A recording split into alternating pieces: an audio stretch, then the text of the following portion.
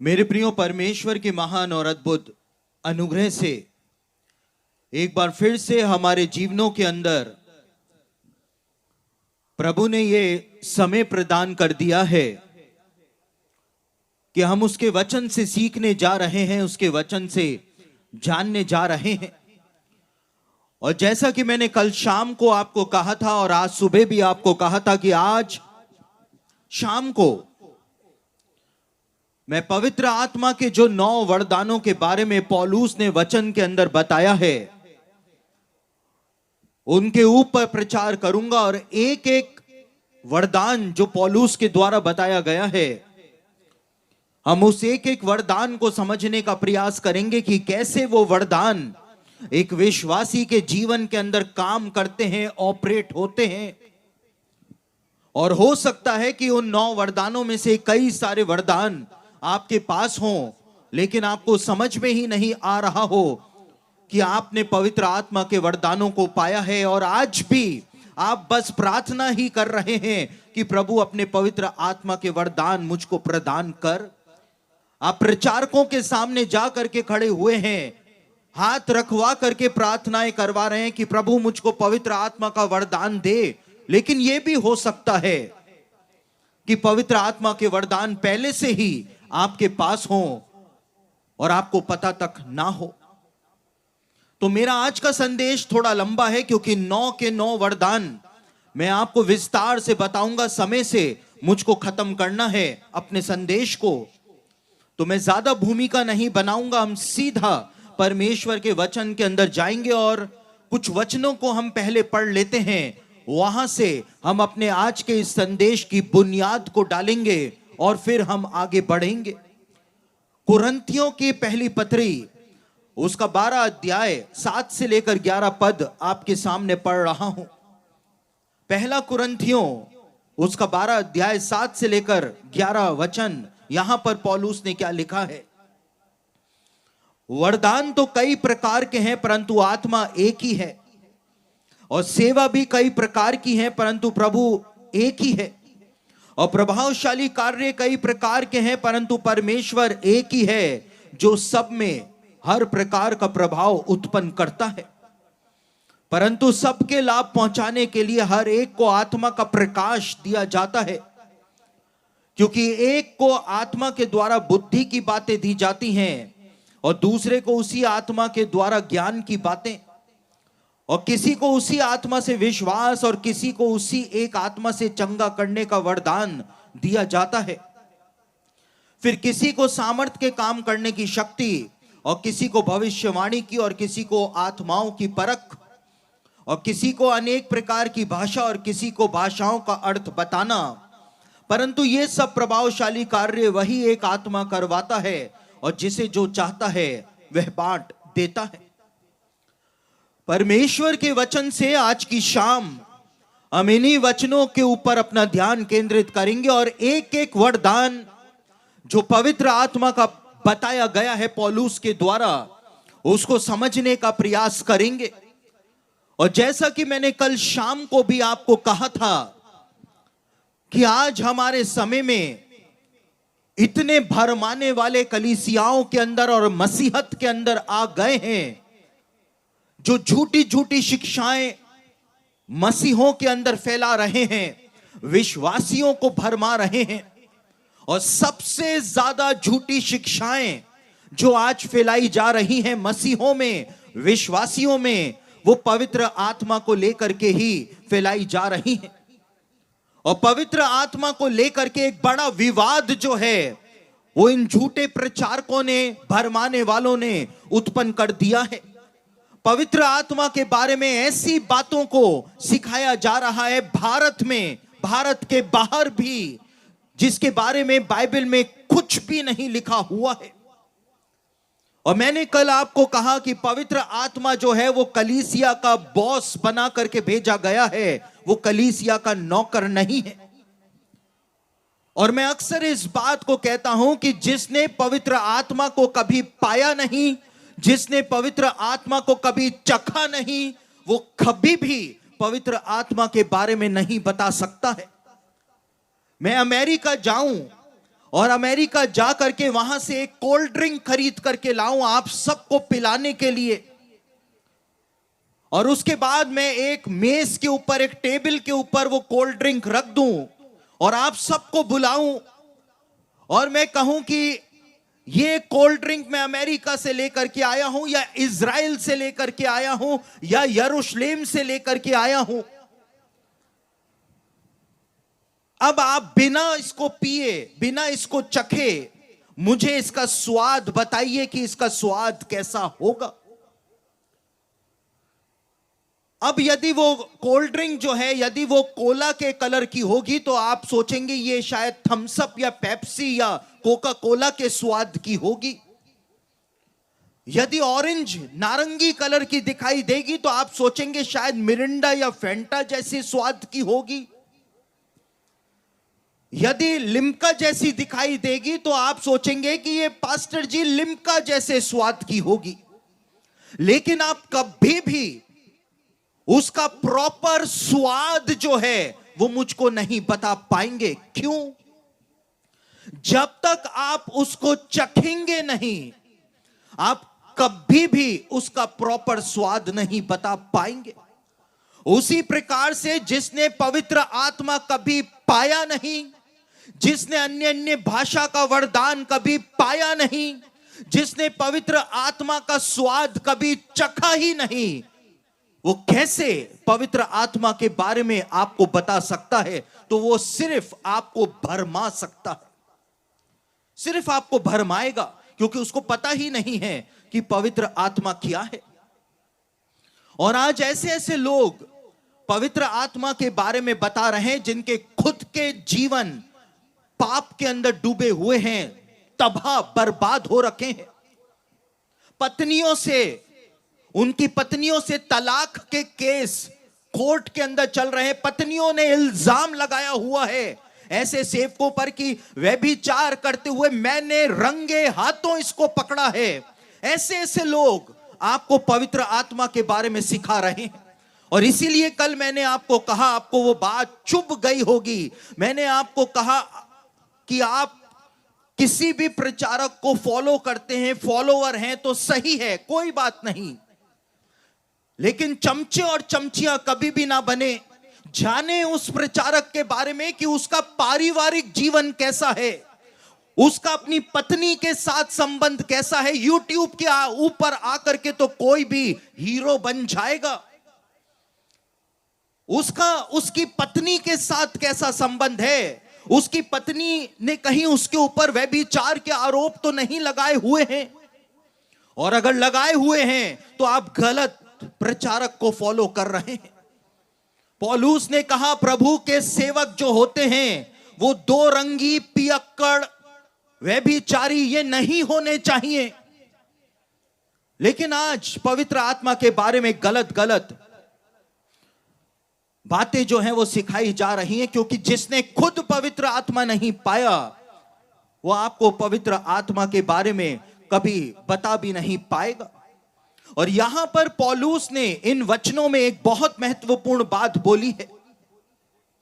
पौलुस यहां पर कहता है कि हर एक को पवित्र आत्मा का वरदान नहीं, हर एक विश्वासी को पवित्र आत्मा का वरदान नहीं दिया जाता है। लेकिन पौलुस ने दूसरी बात यहां पर लिखी है।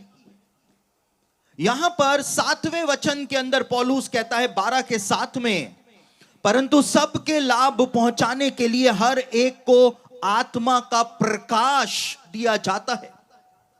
प्रकाश दिया जाता है। जब पवित्र आत्मा का वरदान आपके जीवन में आएगा तो सिर्फ वरदान नहीं आएगा, कोई टैलेंट नहीं आएगा, कोई सुपर नेचुरल गिफ्ट आपको नहीं मिलेगा, लेकिन पवित्र आत्मा का, परमेश्वर का प्रकाश आपके अंदर उतर जाएगा। पौलुस जब दमिश्क के रास्ते पर था तो वो कहता है मेरे चारों ओर एक ऐसा प्रकाश चमका जो सूर्य से भी ज्यादा चमकदार था। और पौलुस को वहीं पर ही पवित्र आत्मा मिल गया था। और यहां पर पौलुस ने 9 वरदान पवित्र आत्मा के बताए हैं। और इन 9 वरदानों को तीन श्रेणियों में, तीन कैटेगरीज के अंदर रखा जाता है। यहां पे ये 9 वरदान जो हैं इनको तीन तीन के सेट में बांटा जाता है प्रभु के सेवकों के द्वारा। और प्रभु के सेवक इस बात को कहते हैं कि यदि ये तीन तीन के जो 3 सेट बनते हैं 9 वरदानों के, अगर एक सेट का एक वरदान आपके पास है तो उसी सेट के दूसरे दोनों वरदान भी आपके पास होंगे, क्योंकि ये परमेश्वर का पैटर्न है।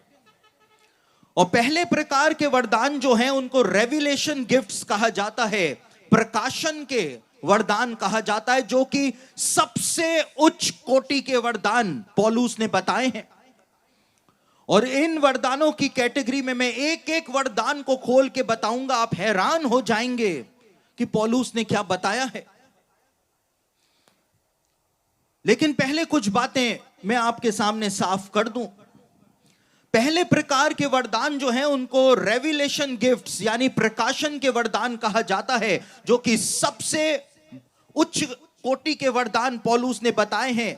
और इन वरदानों के अंदर, इस कैटेगरी के अंदर प्रकाशन के वरदानों में जो 3 वरदान आते हैं, यहां पे लिखा है बुद्धि की बातें, यहां पर लिखा हुआ है पहला पौलुस ने, किसी को बुद्धि की बातें दी जाती हैं, लेकिन वास्तव में वो बातें नहीं है, वो वचन है। तो पहले प्रकार का वरदान जो इस कैटेगरी में आता है वो है बुद्धि का वचन, दूसरा है ज्ञान का वचन, और इसी कैटेगरी में प्रकाशन के वरदानों में तीसरा वरदान आता है आत्माओं की परख या आत्माओं को पहचानने का वरदान। और उसके बाद दूसरे प्रकार का जो सेट है, दूसरा सेट जो है, जो महानता में, वरदानों की महानता में दूसरी श्रेणी में आता है, उनको पावर गिफ्ट्स यानी सामर्थ के वरदान कहा जाता है। और इसमें पहला वरदान पौलुस ने विश्वास बताया है, दूसरा चंगाइयों के वरदान बताया है, और तीसरा आश्चर्य कर्म करने का, सामर्थ के काम करने का वरदान बताया है। और पवित्र आत्मा के वरदानों की तीसरी श्रेणी जो पौलुस ने बताई है उसको इंस्पिरेशन गिफ्ट्स यानी प्रेरणा के वरदान कहा जाता है। और वरदानों की ये श्रेणी जो है, वरदानों की ये श्रेणी जो है जिसको हम सबसे महान समझते हैं, हम विश्वासी पवित्र आत्मा के वरदानों की इस श्रेणी को सबसे ज्यादा बड़ा समझते हैं, लेकिन पौलुस ने इनको तीसरे नंबर पर रखा है। प्रेरणा के वरदान जो हैं, इंस्पिरेशन गिफ्ट्स जो हैं, इसके अंदर पहला वरदान पौलुस ने बताया है भविष्यवाणी करने का वरदान, दूसरा बताया है अनेक प्रकार की भाषा, अन्य अन्य भाषाएं बोलने का वरदान, और तीसरा बताया है भाषाओं की व्याख्या करने का वरदान, इंटरप्रिटेशन ऑफ टंग्स, अनुवाद नहीं लेकिन व्याख्या करने का वरदान। तो 3 वरदान जिनको हम सबसे ज्यादा महान समझते हैं उनको पौलुस ने तीसरे नंबर पर रखा है, और जिनको हम सबसे ज्यादा तुच्छ समझते हैं उनको पौलुस ने पहले नंबर पर रखा है। और मैं इस बात पर विश्वास करता हूं कि पवित्र आत्मा के ये 9 के 9 वरदान जो हैं वो आज भी हमारे समय में भी, आज के युग में भी, इन अंत के दिनों में भी ऑपरेट होते हैं, विश्वासियों को दिए जाते हैं। और अन्य अन्य भाषा का वरदान तक आज भी, आज की तारीख तक भी विश्वासियों को दिया जाता है, यह आज भी ऑपरेट होता है, ये कोई मंद गणंत बातें नहीं है। तो अब हम इन वरदानों को देखना प्रारंभ करते हैं। हम अपने पहले श्रेणी से, पहली कैटेगरी से आरंभ करेंगे जिसको रेविलेशन गिफ्ट्स कहा जाता है, प्रकाशन के वरदान कहा जाता है। और जैसा मैंने कहा कि ये सबसे उच्च कोटि के वरदान हैं।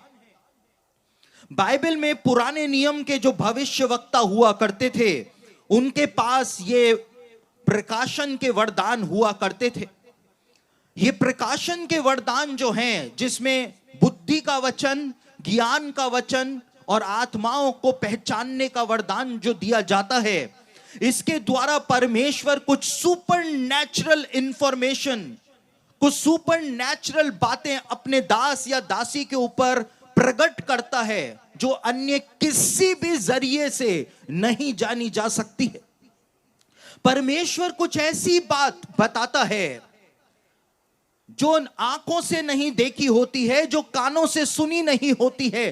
परमेश्वर उस बात को अपने दास या दासी पर इन प्रकाशनों के द्वारा, इन प्रकाशन के वरदानों के द्वारा प्रकट करता है। और पहला वरदान जो पौलुस ने बताया है इस कैटेगरी में, रेवलेशन गिफ्ट्स में, वो है बुद्धि का वचन, यानी वर्ड ऑफ विजडम। बुद्धि का वचन।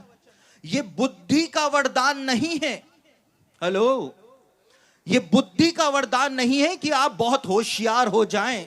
होशियार तो पहले से ही आप बहुत ज्यादा हैं। वो मुंबईया भाषा में कहते हैं ना, 1.5 शाणे हैं, तो 1.5 शाणे तो पहले से ही हैं। तो यहां पर बुद्धि नहीं दी जा रही है, लेकिन बुद्धि का वचन का वरदान जो है वो दिया जाता है। और यदि आपके पास इन तीनों में से एक वरदान है तो आपके पास साथ ही साथ दोनों वरदान भी होंगे। यानी अगर एक वरदान है तो उसी कैटेगरी के 2 वरदान और आपके पास होंगे। कुल मिलाकर के 3 वरदान आपके जीवन में पवित्र आत्मा देगा। और ये बुद्धि का वचन जो है, इसमें परमेश्वर ये ऑपरेट कैसे होता है। बुद्धि का वचन है, बुद्धि का वचन है, ऑपरेट कैसे होता है पास्टर जी, वो तो बताओ। कैसे जानूं कि बुद्धि का वचन होता क्या है। ये बुद्धि का वचन जो वरदान है, इसमें परमेश्वर एक वाक्य के द्वारा या एक शब्द के द्वारा अपने दास या दासी को कुछ बताता है।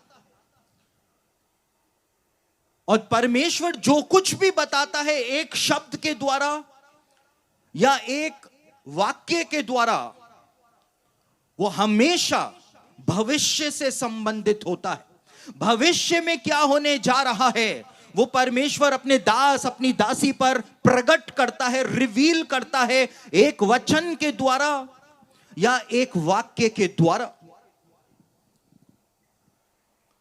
यशाया भविष्यवक्ता की पुस्तक, उसका 22 अध्याय, उसके 14वें वचन को पढ़ें तो वहां पर यशाया इसी वरदान के बारे में बताता है।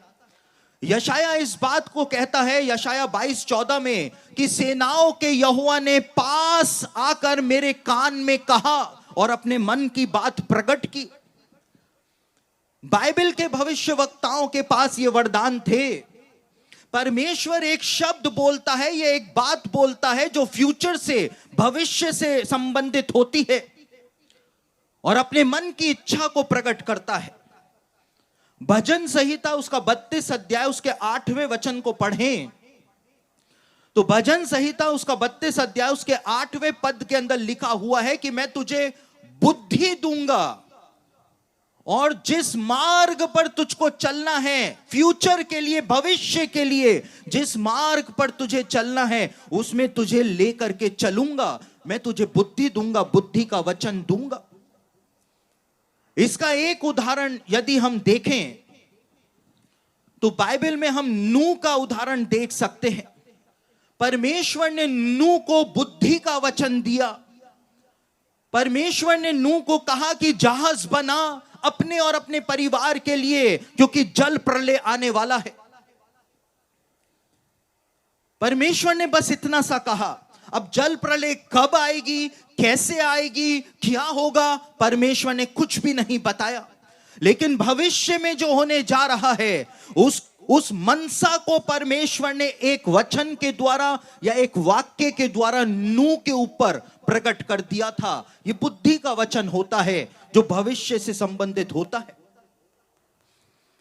एक दिन यीशु मसीह कैसरिया फिलिप्पी गए हुए थे और कैसरिया फिलिप्पी में जब यीशु के शिष्य यीशु के पास थे तो यीशु ने अपने शिष्यों से कहा कि तुम बताओ लोग मेरे बारे में क्या कहते हैं, मैं कौन हूं।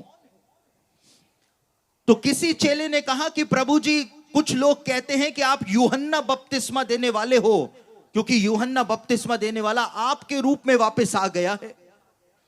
कुछ कहते हैं प्रभु जी आप यर्मिया हो, क्योंकि जैसे यिर्मयाह के अंदर दर्द था दूसरों के लिए, आपके अंदर दर्द पाया जाता है।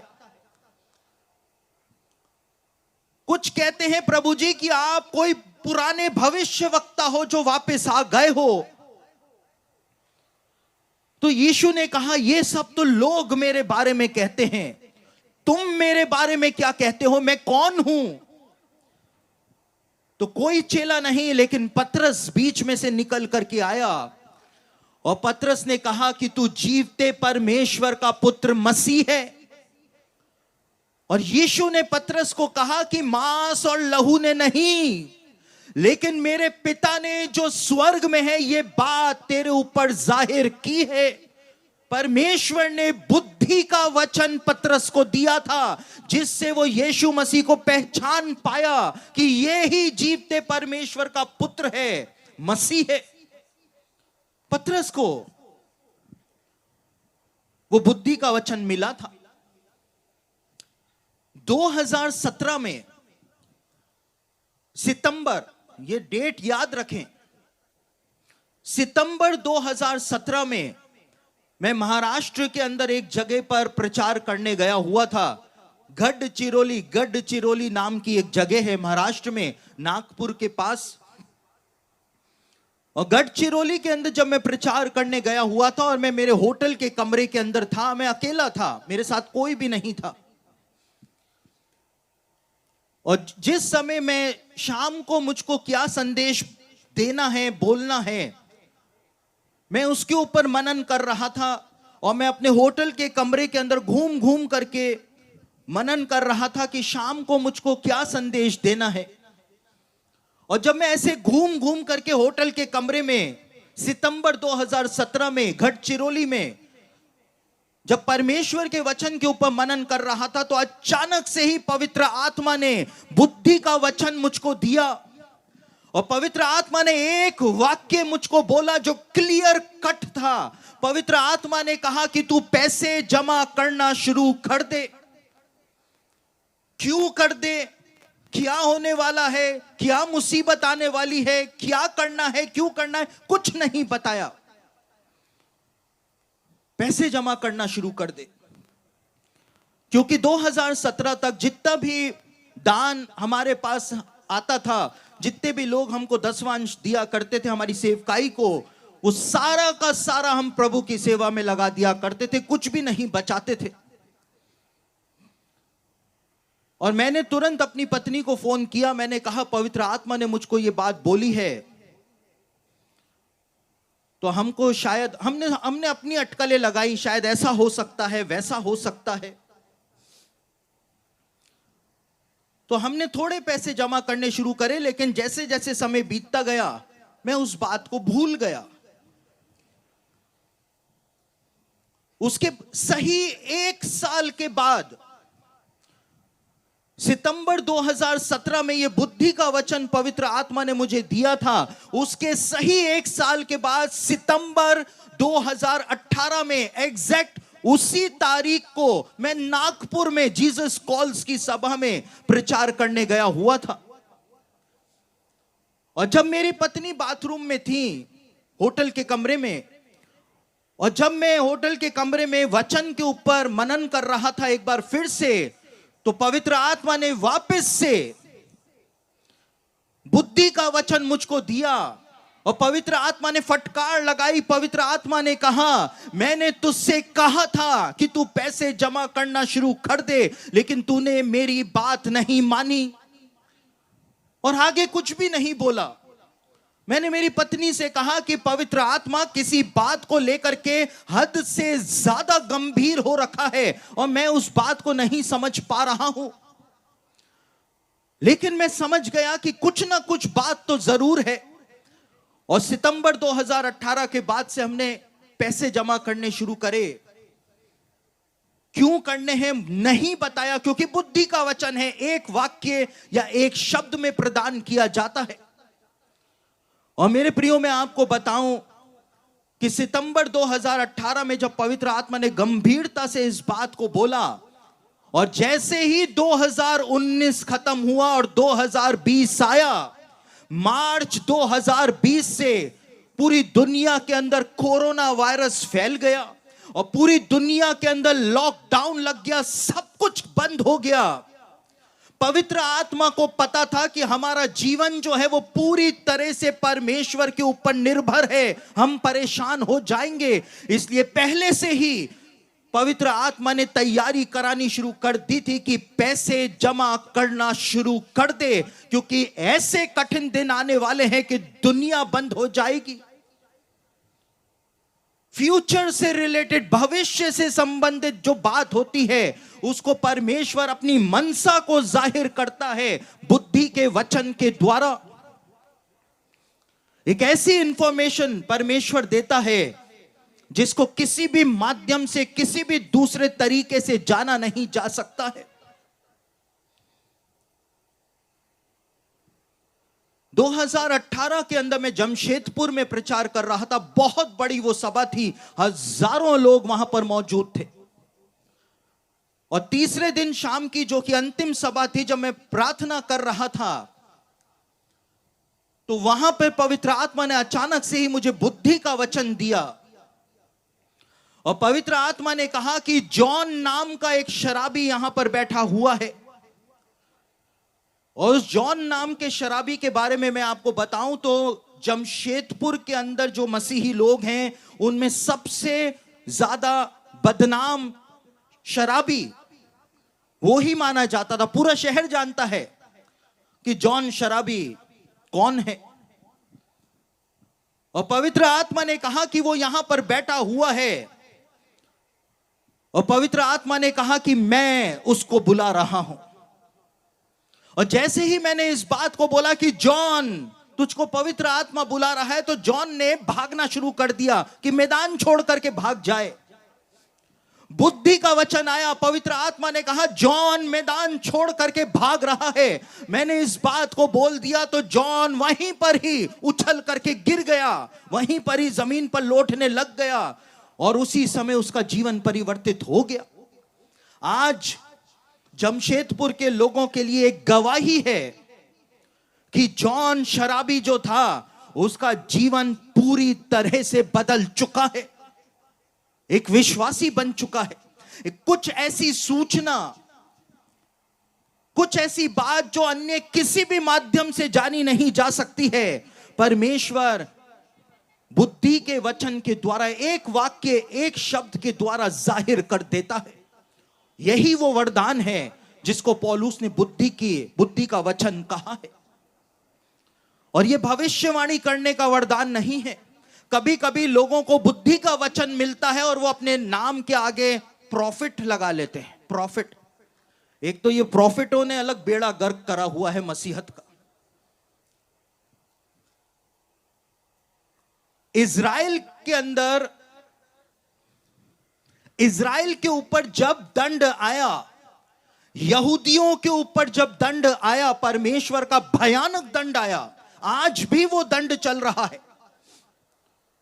आज भी वो दंड चल रहा है, क्योंकि परमेश्वर ने मूसा को कहा था कि मैं इनके अपराधों को कभी भी नहीं भूलूंगा, कभी भी नहीं हटेगी। यीशु मसीह को उन्होंने क्रूस पे चढ़वा दिया और एक आतंकवादी जो था बरब्बा, उसको कहा कि हमको बरब्बा दे दे, आतंकवादी दे दे, और यीशु को क्रूस पे चढ़ा दे। आतंकवाद को उन्होंने मांगा था। हमेशा हमेशा गलत डिसीजन। इज़राइल पर जो दंड आया और आज भी जो दंड इज़राइल के ऊपर चल रहा है, वो क्यों आया? क्योंकि बाइबल बताती है कि जब भी परमेश्वर का दंड उसके लोगों के ऊपर आने वाला होता है तो भविष्यवक्ताओं की भरमार परमेश्वर के लोगों के बीच में हो जाती है। भविष्यवक्ता ही भविष्यवक्ता, हर गली नुक्कड़ पर, हर पान बीड़ी की दुकान पर, हर जगह, हर कलीसिया में, हर जगह पर एक भविष्यवक्ता दिखाई दे तो समझ जाइए कि परमेश्वर का दंड उसके लोगों के ऊपर आने वाला है। और आज यदि किसी को बुद्धि का वचन मिलता है तो वो अपने आप को भविष्यवक्ता समझने लग जाता है, लेकिन ये भविष्यवाणी का वरदान नहीं है। परमेश्वर जिन लोगों के ऊपर विश्वास करता है पूरी तरह से उनके ऊपर अपनी मनसा को जाहिर करता है बुद्धि का वचन दे करके। तो रेविलेशन गिफ्ट्स जो हैं, प्रकाशन के वरदान जो हैं, उसमें पहला वरदान पौलुस ने बताया है बुद्धि का वचन दिया जाता है। इसी कैटेगरी में, इसी श्रेणी में दूसरा वरदान जो पौलुस ने बताया है वो बताया है ज्ञान का वचन, वर्ड ऑफ नॉलेज, ज्ञान का वचन। अब ये ज्ञान का वचन जो है, ये वरदान जो है, वो वास्तव में काम कैसे करता है? परमेश्वर अपने दास या अपनी दासी को एक झलक दिखाता है। आप किसी के घर में गए या कोई आपसे प्रार्थना कराने के लिए आया या आप अपने घर में बैठे हुए प्रार्थना कर रहे हैं, परमेश्वर एक झलक दिखाएगा कुछ फ्रैक्शंस ऑफ सेकंड्स के लिए, कुछ क्षणों के लिए एक झलक दिखाएगा और उसके बाद वो झलक गायब हो जाएगी और उसके बाद पवित्र आत्मा बताएगा कि परमेश्वर ने आपको क्या दिखाया था। एक शॉट दिखा करके वो शॉट खत्म हो जाता है और उसके बाद पवित्र आत्मा सहायता करता है कि उसने आपको क्या दिखाया था।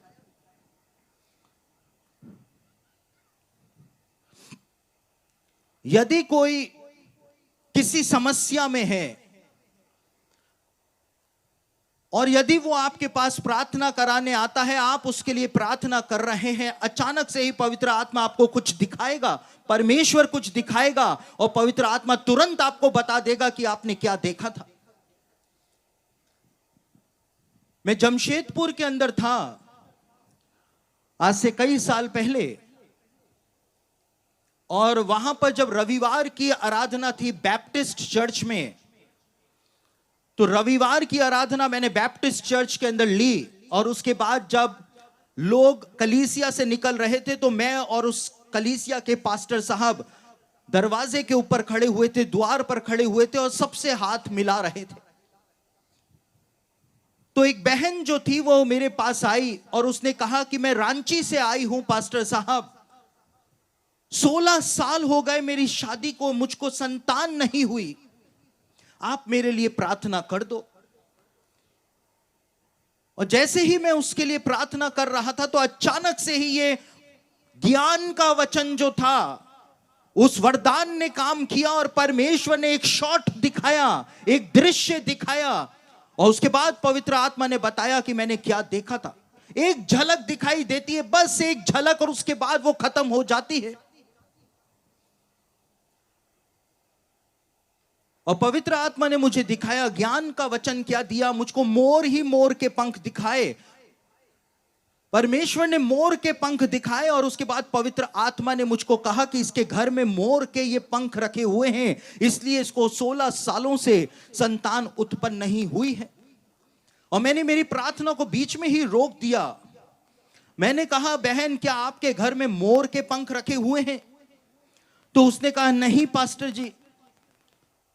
मैंने कहा, मुझे पवित्र आत्मा ने मोर के पंख दिखाए हैं। तो उसने कहा, पास्टर जी मेरे घर पर तो नहीं, लेकिन मेरी मम्मी के घर पर मोर के पंख रखे हुए हैं। मैंने कहा क्यों? तो उसने कहा कि किसी ने मेरी मम्मी को वो मोर के पंख दिए थे कि इसको तुम अपने घर में रखो तो तुम्हारे घर में पैसे आएंगे, समृद्धि आएगी, खुशहाली आएगी, इसलिए मेरी मम्मी ने उनको घर में सजाया हुआ है। मैंने उसको कहा, बहन घर जाकर के, अपनी मम्मी के घर जाकर के उन मोर के पंखों को जला देना, आपको संतान उत्पन्न हो जाएगी। मोर के पंख घर में रखना गलत नहीं है, लेकिन जादू करके उस बहन को वो मोर के पंख दिए गए थे कि समृद्धि आएगी, पैसा आएगा, खुशहाली आएगी, इसलिए वो चीज गलत थी। और उसके 1 साल बाद जब मैं वापस जमशेदपुर में प्रचार करने गया, मैं और मेरी पत्नी दोनों थे उस समय, तो वही बहन जिसको 16 साल से संतान नहीं हुई थी, 1 साल बाद वो एक बच्चे को, एक बेटे को अपनी गोद में लेकर के आई और आकर के मेरे हाथों में उसने सौंप दिया और कहा कि मैंने वही काम किया था, मैंने जा करके उन पंखों को जला दिया था और परमेश्वर ने मुझको आशीषित कर दिया। ये मेरा बेटा है जो परमेश्वर ने दिया है, इसका नाम अब आप ही रख दो। ये होता है ज्ञान का वचन। एक ऐसी इंफॉर्मेशन, एक कोई ऐसी बात जिसको किसी भी जरिए से जाना ही नहीं जा सकता है।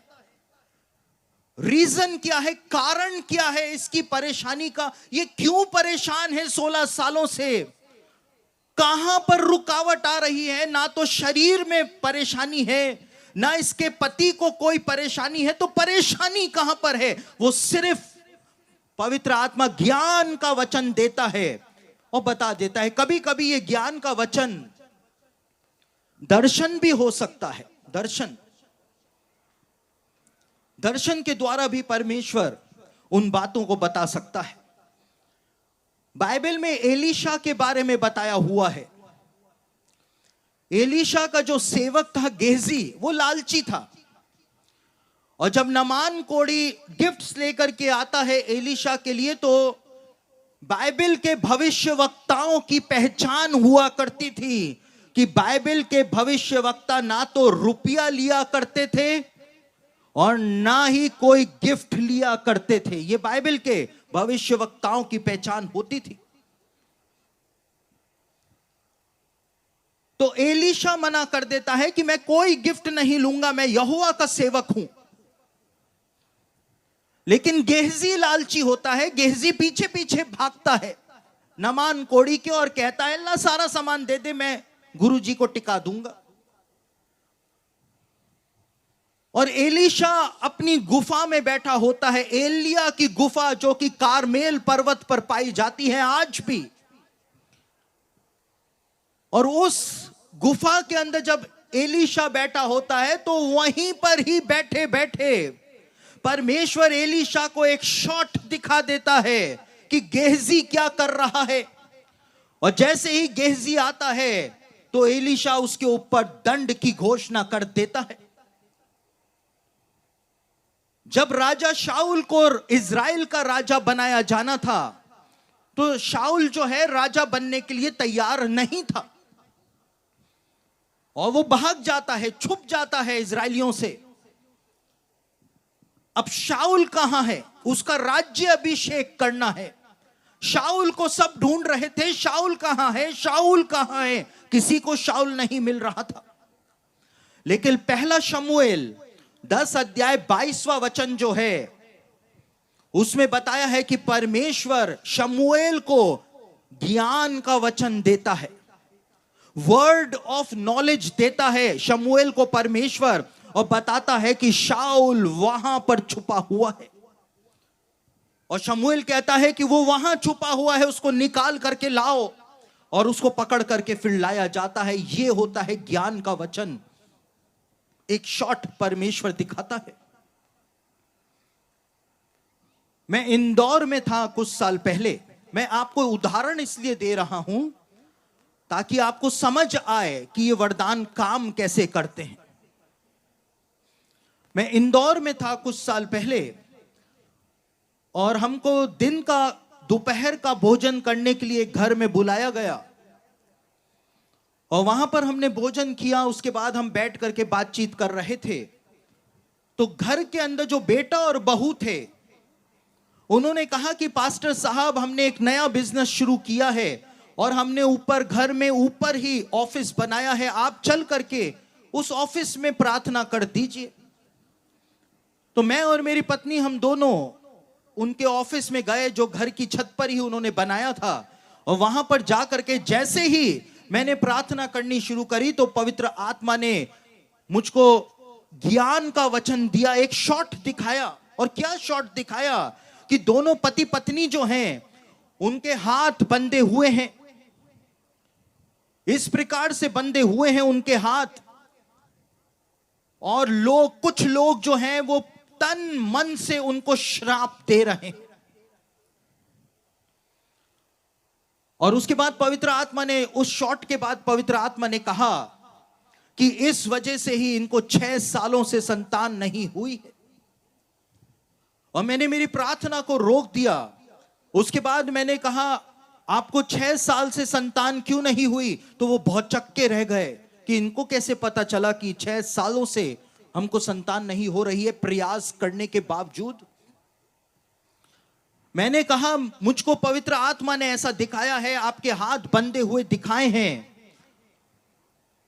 और साथ ही ये दिखाया है कि कुछ लोग आपको तन मन से श्राप दे रहे हैं, दोनों को। तो लड़की जो थी, उस घर की बहू जो थी, उसने बताया कि पास्टर साहब मैं गैर मसीही परिवार से हूं और मैंने भाग करके इनके साथ शादी कर ली थी, और जब मैंने भाग करके शादी कर ली थी तो मेरे मम्मी, मेरे पापा, मेरे भाई, मेरी बहन, मेरे रिश्तेदारों ने तन मन से हम दोनों को श्राप दिया था कि तुम दोनों कभी भी खुश नहीं रहोगे। और उसके बाद मैंने प्रार्थना करी, उनके विवाह को मैंने ब्लेस किया, और उसके बाद उन श्रापों को उन दोनों के ऊपर से तोड़ा। और मैं आपको बताऊं, हैरानी होगी आपको ये बात जान करके कि मैं वहां से बस अपने घर आया, 3-4 दिन बीते थे, 1 महीना ही बीता था उस सभा से आने के बाद, कि उसके पति का फोन मेरे पास आया और कहा कि पास्टर साहब एक बात बतानी है, मेरी पत्नी ने गर्भ धारण कर लिया है। पवित्र आत्मा को पता है कि प्रॉब्लम कहां पर है, इसलिए वो ज्ञान का वचन दे करके बता देता है, दिखा देता है, एक ऐसी सूचना दे देता है जिसको किसी भी दूसरे जरिए से जाना नहीं जा सकता है। और यही प्रकाशन के वरदान जो हैं, रेविलेशन गिफ्ट्स जो हैं,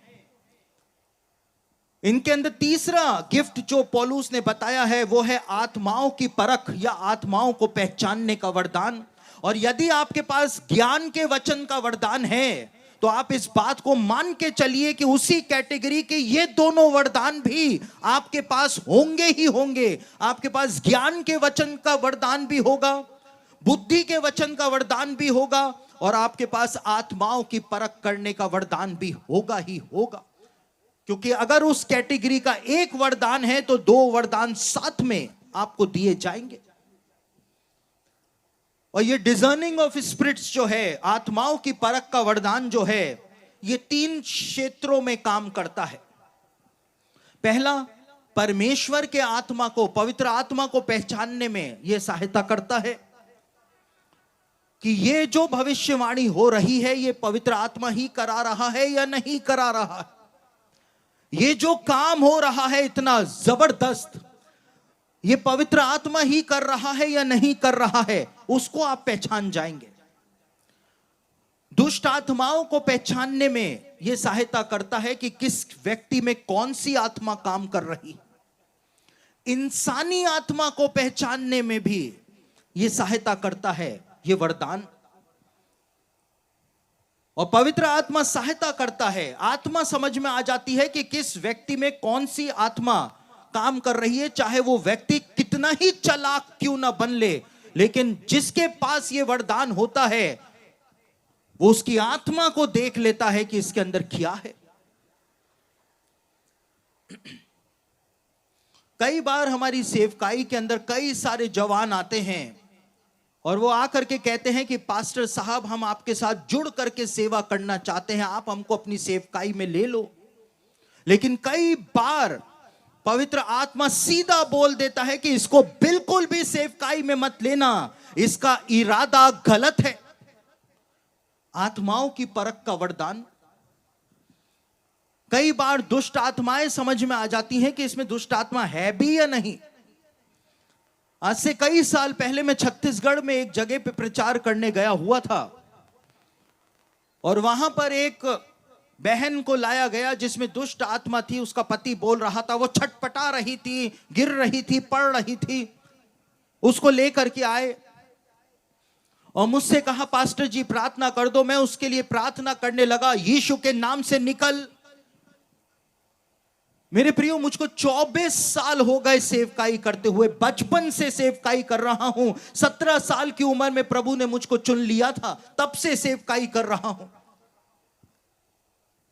इतना अनुभव तो है चाहे पवित्र आत्मा का वरदान भी अगर ना हो आत्माओं की परख का, तो भी इतना अनुभव तो है कि देख करके पहचान जाऊं कि इसमें दुष्ट आत्मा है या कोई और आत्मा है।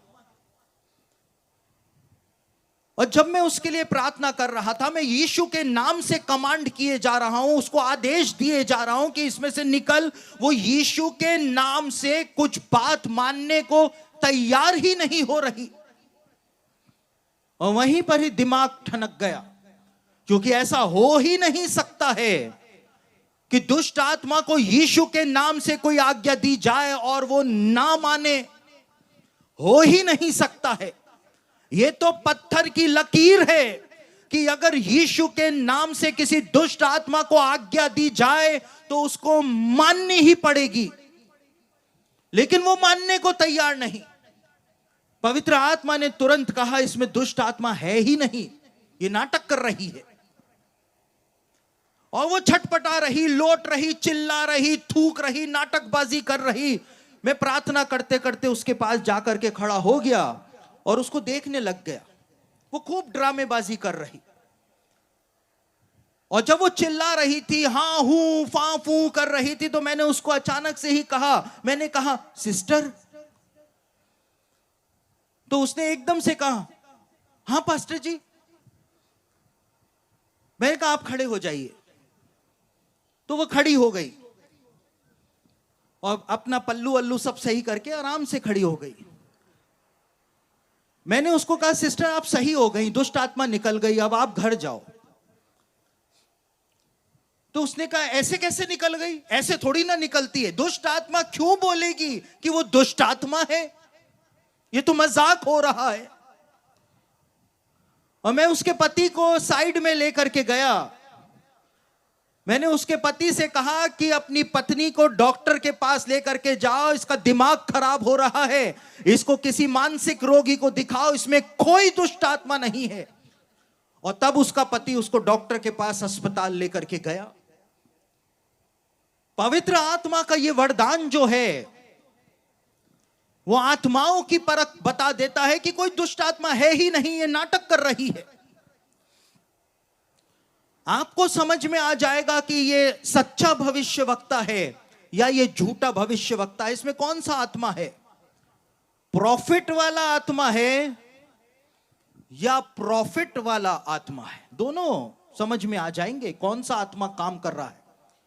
वैसे तो आज 99% प्रॉफिट वाला आत्मा ही काम कर रहा है। हेलो, अभी आ रहा हूं प्रॉफिट पर भी बात करेंगे। कई बार जब हम किन्हीं लोगों के घरों के अंदर जाते हैं, और जो प्रभु के दास हैं वो तो समझ रहे हैं कि मैं क्या बोल रहा हूं। कई बार कितने लोगों के घरों में जाते हैं तो उन घरों में जाकर के एक भारीपन सा महसूस होता है, सांस लेने में तकलीफ होती है, एक हैवीनेस सी उन घरों में रहती है। पवित्र आत्मा बता देता है कि इस घर में कौन सा आत्मा काम कर रहा है। मैं उड़ीसा के अंदर एक घर में गया था, मुझको आज भी वो बात याद है। और जब मैं उस घर में प्रार्थना कर रहा था तो मैंने देखा उनके घर के अंदर मौत का आत्मा घूम रहा था, स्पिरिट ऑफ डेथ घूम रही थी। मैंने उस परिवार को बताया कि आपकी बेटी के ऊपर किसी ने कुछ किया है, इस वजह से वो मौत का आत्मा आपके घर में घूम रहा है। तब जाकर के उस परिवार ने मुझको बताया कि रोज रात को 2:30 बजे हमारे घर की छत से खून टपकता है पास्टर जी। पवित्र आत्मा बताता है, यह आत्माओं की परख का वरदान होता है। कई बार कलीसियाओं के अंदर जाते हैं तो समझ में आ जाता है कि इन कलीसियाओं के अंदर कौन सा आत्मा काम कर रहा है। व्यभिचार का आत्मा काम कर रहा है, या फिर वहां पे तलाक का आत्मा काम कर रहा है, या वहां पे मसीह विरोधी का आत्मा काम कर रहा है। किसी किसी कलीसिया में जब कोई भी वक्ता जाकर के प्रचार करे तो उस कलीसिया के लोग हमेशा वचन का विरोध करते हैं। वहां पे मसीह विरोधी का आत्मा काम करता है, एक दुष्ट आत्मा काम करता है। पतरस ने हननिया और सफीरा को पहचान लिया था, उनकी आत्माओं को पतरस ने पहचान लिया था। और परमेश्वर के एक दास हुए जिनका नाम था हॉवर्ड कार्टर। और परमेश्वर के दास हॉवर्ड कार्टर अपनी किताब में कहते हैं कि जिस विश्वासी के पास, जिस प्रभु के सेवक या सेविका के पास आत्माओं की परख का वरदान होता है, तो वो कहते हैं ये एक ऐसा वरदान होता है कि जिसके पास भी ये वरदान हो, वो आत्मिक संसार को देख सकता है, आत्मिक संसार को देख लेता है, वो देख लेता है कि इसके पीछे क्या है। तो ये प्रकाशन के वरदान हैं जिनके बारे में पौलुस ने बताया है कि बुद्धि का वचन परमेश्वर देता है, ज्ञान का वचन परमेश्वर देता है, और आत्माओं की परख का वरदान परमेश्वर देता है, पवित्र आत्मा देता है। अब हम दूसरी कैटेगरी में आते हैं जिसको पावर गिफ्ट्स कहा जाता है, जो कि सामर्थ्य में, महानता में दूसरे नंबर पर हैं। पावर गिफ्ट यानी सामर्थ्य के वरदान। इसमें पहला वरदान जो पौलुस ने बताया है वो विश्वास का वरदान बताया है। अब ये विश्वास वो विश्वास नहीं है, ये कोई नेचुरल फेथ नहीं है। किसान ने खेत में बीज बोया तो फसल तो उत्पन्न होगी ही होगी, तो इसमें विश्वास करने वाली कोई बात है नहीं। बारिश आएगी, फसल उत्पन्न होगी। अगर आप किसी प्लग को सॉकेट में डाल करके बटन ऑन करेंगे तो बल्ब जलेगा ही जलेगा, तो इसमें विश्वास करने वाली तो कोई बात है ही नहीं। तो यह विश्वास जो है वो विश्वास नहीं है। उद्धार प्राप्त करने के लिए जो विश्वास दिया जाता है, सेविंग फेथ जिसको कहते हैं, ये वो भी नहीं है। लेकिन यह अजीब प्रकार का विश्वास है। यह एक ऐसा विश्वास है जो पवित्र आत्मा देता है। यह सुपरनैचुरल विश्वास है जिसके बारे में पौलुस ने कहा है, यह ऐसा विश्वास है कि इस विश्वास को देख करके लोग कहते हैं कि इतना विश्वास कोई कैसे कर सकता है, प्राण देने तक विश्वासी रहे, कैसे हो सकता है। मैंने देखा है बड़े बड़े पास्टरों को, बड़े बड़े लोग जो दावा ठोकते हैं कि मैं प्रभु के लिए अपनी जान की बाजी लगा सकता हूं, जब सताव होता है सबसे पहले वही दुम दबा करके भागते हुए नजर आते हैं। अपनी आंखों से देखा है। और जो दूसरे विश्वासी होते हैं बेचारे, वो खड़े रहते हैं डट करके सताव में, लेकिन जो दावे ठोकते हैं वो सबसे पहले दुम दबा करके भागते हुए नजर आते हैं। लेकिन यह विश्वास जो पवित्र आत्मा का वरदान है, यह एक ऐसा वरदान है जो कि स्पेशल है। एक ऐसा विश्वास जिसको इंसानी दिमाग से समझा ही नहीं जा सकता है। और इस विश्वास के अंदर परमेश्वर हमारी तरफ से सुपरनैचुरल काम करता है, अद्भुत काम करता है। परमेश्वर हमारे लिए स्वर्गीय प्रबंध करता है, हमको स्वर्गीय सुरक्षा देता है इस वरदान के द्वारा। अगर यह वरदान आपने पाया है, विश्वास का वरदान।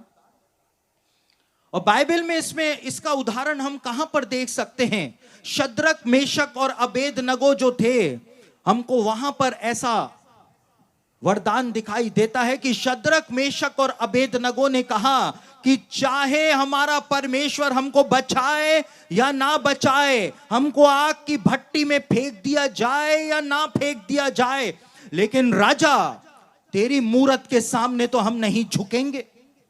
यह वो विश्वास का वरदान है। अय्यूब की पुस्तक के अंदर इस वरदान के बारे में बताया हुआ है। जब अय्यूब को समाचार मिला कि उसके बच्चे भी मर गए हैं, सब कुछ तबाह हो गया है, तो उसने कहा परमेश्वर ने दिया, परमेश्वर ने लिया, परमेश्वर का नाम धन्य हो। ये वो विश्वास है जिसको समझा ही नहीं जा सकता है। अय्यूब की पत्नी ने कहा मेंटल आदमी, सब कुछ तो परमेश्वर ने खत्म कर दिया, अभी भी कह रहा है परमेश्वर का नाम धन्य हो। यह वो विश्वास है जिसको कोई समझ ही नहीं सकता है। यीशु मसीह का जो चेला था यूहन्ना, सब सुने, जिनको नींद आ रही है बेचारे वो भी सुन ले। तरस तो आता है पर क्या करूं, वचन बोलना है। और मैंने कल भी कहा, आपके पास बैठ करके अगर कोई सो रहा हो, खर्राटे मार रहा हो, तो एक जोरदार धक्का दे करके उसको जगा देना, क्योंकि अब सोने का नहीं, जाग उठने का समय आ गया है। यीशु मसीह का चेला जो था यूहन्ना, जिसने यूहन्ना रचित सुसमाचार लिखा, यूहन्ना की पहली पत्री, दूसरी पत्री, तीसरी पत्री उसने लिखी, प्रकाशित वाक्य यूहन्ना ने लिखा। उसी यूहन्ना का, यीशु मसीह का चेला जो था, प्रेरित यूहन्ना जो था, उसका भी एक चेला था जिसका नाम था पॉलीकार्प। और पॉलीकार्प नाम का यूहन्ना का जो चेला था, यूहन्ना के मर जाने के बाद पॉलीकार्प जब प्रचार कर रहा था, तो प्रचार करने के कारण उसको गिरफ्तार कर लिया जाता है रोमन सेना के द्वारा, और एक बड़े स्टेडियम के अंदर पॉलीकार्प को लाया जाता है रोमन गवर्नर के सामने, और उसका अपराध बताया जाता है कि ये यीशु को राजा कहता है जबकि कैसर हमारा राजा है। तो रोमन गवर्नर जो होता है वो पॉलीकार्प से कहता है कि ये आग का भट्टा देख रहा है, ये आग का भट्टा जो है मैं इसके अंदर तुझको फिकवा दूंगा, तो अच्छा है कि तू यीशु मसीह का, यीशु का इनकार कर और कैसर को ईश्वर मान, रोमन सम्राट को ईश्वर मान। और यूहन्ना का चेला पॉलीकार्प जो था, वो इस बात को कहता है कि मैं आज 86 साल का हूं, और 86 सालों से जिस यीशु ने मुझको नहीं छोड़ा, क्या इस आग के डर से मैं उस यीशु को छोड़ सकता हूं? और पॉलीकार्प ने कहा कि चाहे कुछ भी हो जाए, यीशु ही मेरा राजा है और कैसर मेरा राजा नहीं है। और उसके बाद पॉलीकार्प को उठा करके आग के भट्टे में फेंक दिया गया। पॉलीकार्प दर्द से चिल्लाता रहा, पॉलीकार्प परमेश्वर को पुकारता रहा, यीशु को पुकारता रहा, और उस आग के भट्टे के अंदर मर गया, लेकिन उसने यीशु का इनकार नहीं किया। यह होता है विश्वास का वरदान। मौत को सामने देख करके भी जिसके होश नहीं उड़ते हैं, वो अपने विश्वास के ऊपर कायम रहता है, वो होता है विश्वास का वरदान। प्रकाशित वाक्य के अंदर एक व्यक्ति के बारे में यीशु मसीह कहता है, अंतिपास। पढ़ा है आपने? खैर नहीं पढ़ा होगा, बाइबल तो हम पढ़ते कहां हैं, बाइबल कोई पढ़ने की चीज थोड़ी ना है। हम तो टीवी पर सीरियल देखते हैं, आजकल तो नेटफ्लिक्स भी आ गया है, अमेज़न प्राइम भी आ गया है, तो हम उसमें टाइम स्पेंड करते हैं, वो टाइम लगाते हैं, वो काम की चीजें हैं। बाइबल पढ़ना काम की चीजें कहां है ना? तो आपकी जानकारी के लिए बताऊं कि प्रकाशित वाक्य में यीशु मसीह कहता है, मेरा विश्वास योग्य साक्षी, साक्षी मतलब गवाह, अंतिपास, जो उस जगह के ऊपर घात किया गया, मारा गया, जहां पे शैतान रहता है, मेरा विश्वास योग्य दास अंतिपास मारा गया, पकड़ लिया जाता है। और पिरगमुन के अंदर, जहां पर जो यूनानी देवता था ज़्यूस, ज़्यूस नाम के यूनानी देवता का वहां पर मंदिर बना हुआ था, उसको शैतान का सिंहासन कहकर के यीशु ने संबोधित किया था। और जब पिरगमुन के अंदर अंतिपास प्रचार कर रहा था, तो उसको पकड़ लिया गया, एक स्टेडियम में लाया गया। रोमन गवर्नर ने कहा यीशु का इनकार कर, उसने मना कर दिया, ऐसा नहीं हो सकता है। तो जो यूनानी देवता था ज़्यूस, उसकी उपासना पिरगमुन के लोग जो थे वो एक बैल के रूप में करते थे, बैल, पीतल का बैल के रूप में करते थे। तो एक पीतल के बैल का खोल लाया गया। खोल होता है ना, खोल को क्या कहते हैं? खोल ही कहते हैं। खोल होता है ना जिसमें सांचा, सांचा, एक पीतल के बैल का सांचा जो है वो लाया गया, खोल लाया गया। जैसे कुल्फी जमाने के लिए सांचों का इस्तेमाल करते हैं, ऐसे बड़ा सा पीतल का बैल का खोल लाया गया। और उसके बाद रोमन गवर्नर के आदेश पर अंतिपास को उस बैल के, पीतल के बैल के खोल में डाल करके उसको बंद कर दिया गया। और उसके बाद उस पीतल के बैल को आग के भट्टे के अंदर रख दिया गया, और आग की तपन के कारण जब वो पीतल के बैल का खोल जो था, जब वो तपने लगा, इतना तपने लगा, और अंतिपास अंदर बंद था, वो दर्द के मारे चिल्ला रहा था, तड़प रहा था, जैसे एक मुर्गे को आग में तंदूर कर दिया जाता है, सेक दिया जाता है, उसी प्रकार से अंतिपास को पिरगमुन के अंदर मार डाला गया था, भून दिया गया था। लेकिन वो पीछे नहीं हटा था। यह होता है विश्वास का वरदान।